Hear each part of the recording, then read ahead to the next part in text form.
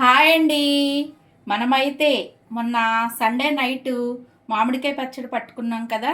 ఈరోజు అయితే మూడో రోజు పచ్చడి అయితే ఈ విధంగా ఊరింది. చూశారు కదా ఆయిల్ కూడా ఎలా పైకి వచ్చిందో. ఇంకా మనం ఈ మూడో రోజు కలుపుకునేటప్పుడు పచ్చడి టేస్ట్ చేసి ఆవు పిండి కానీ మెంతు పిండి కానీ కళ్ళుప్పు అంటే ఉప్పు కానీ కారం కానీ ఏది తగ్గినా కూడా ఈ మూడో రోజు మనం కలుపుకునేటప్పుడు చూసుకుని మరలా యాడ్ చేసుకునే అవకాశం అయితే ఉంటుంది. అసలు మనం ఆవకాయ పచ్చడి అనేది పర్ఫెక్ట్ కొలతలతో కనుక పట్టుకుంటే మూడో రోజు మనం ఏమీ కలపాల్సిన అవసరం అయితే ఉండదు. ఆల్రెడీ మనం మే నెలాఖరులోకి అయితే వచ్చేసాము. ఇంకా మనకి రసాలు అనేది పచ్చడి పట్టడానికి ఇంకా ఉండవు. ఇంకా ఇప్పుడు లభించేవి ఏంటి అంటే జలాలు. అందరూ ఆవకాయ పచ్చడి పట్టుకున్నారా?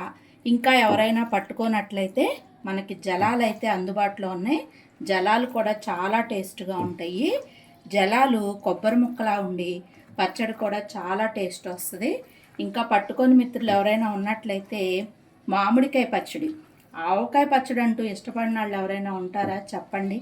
చక్కగా వేడివేడి అన్నంలోకి కమ్మటి నెయ్యి వేసుకుని ముద్దపప్పు వేసుకుని ఈ మామిడికాయ పచ్చడి కలుపుకుని తింటే ఎంత టేస్ట్గా ఉంటుంది.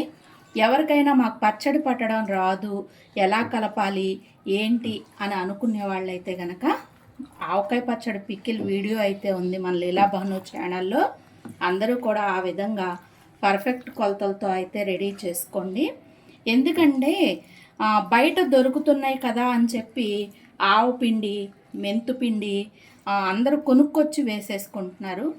అలా వేసుకోబాకండి. ఎందుకంటే చక్కగా మనకు ఆవాలు దొరుకుతాయి, మెంతులు దొరుకుతున్నాయి. కొంచెం మనం మిక్సీలో పొడి చేసుకుని జల్లించుకుని కలుపుకుంటే ఆ టేస్ట్ ఆ స్మెల్ కూడా వేరుగా ఉంటుంది. అసలు ఈ పచ్చడి కలుపుతుంటే ఆ ఆవపిండి మెంతుపిండి వాసన ఎంత కమ్మగా ఉందో. అందుకనే వీలైనంత వరకు మనం పచ్చళ్ళు నిలవ పచ్చళ్ళు పట్టేటప్పుడు బయట కొనుక్కునే వాటికన్నా కూడా ఇంట్లో ప్రిపేర్ చేసుకునేటట్లుగా అన్నీ కూడా మనం ఇంట్లోనే హోమ్ మేడ్ చేసుకుని కలుపుకుంటే ఆ టేస్ట్ వేరుగా ఉంటుంది. చూశారు కదా మా ఆవకాయ పచ్చడి. ఈ ఆవకాయ పచ్చడి కనుక నచ్చినట్లయితే మన లీలా భాను ఛానల్ని సబ్స్క్రైబ్ చేసుకోండి, లైక్ చేయండి, షేర్ చేయండి. ఓకేనా?